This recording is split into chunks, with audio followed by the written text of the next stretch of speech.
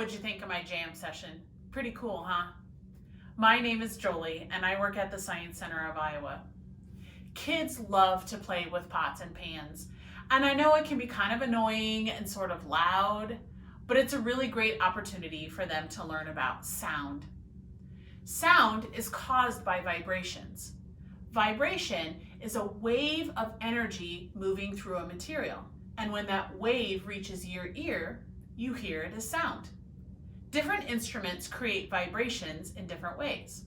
For example, a violin. A violin creates sound as the bow moves across the strings, causing the strings to vibrate. Another instrument is the saxophone. The saxophone uses air moving throughout the instrument to cause a vibration. Today, we use an example of percussion. When you hit something, it causes a vibration. You can actually see this vibration.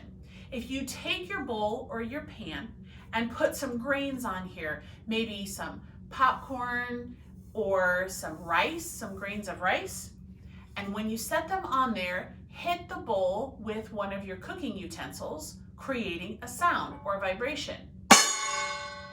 And what you can see is all those little kernels and grains bouncing around. You can even take a slow motion camera and record it to see how it turns out.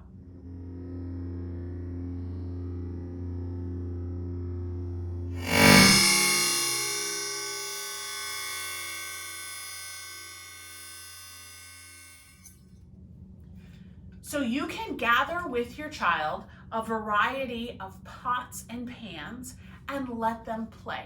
Let them create music. Even gather different cooking utensils.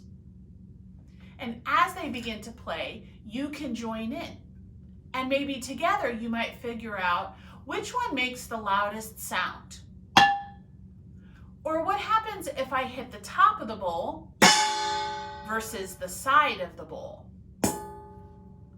Or what if I use two different cooking utensils on the same pan? Does it make a different sound?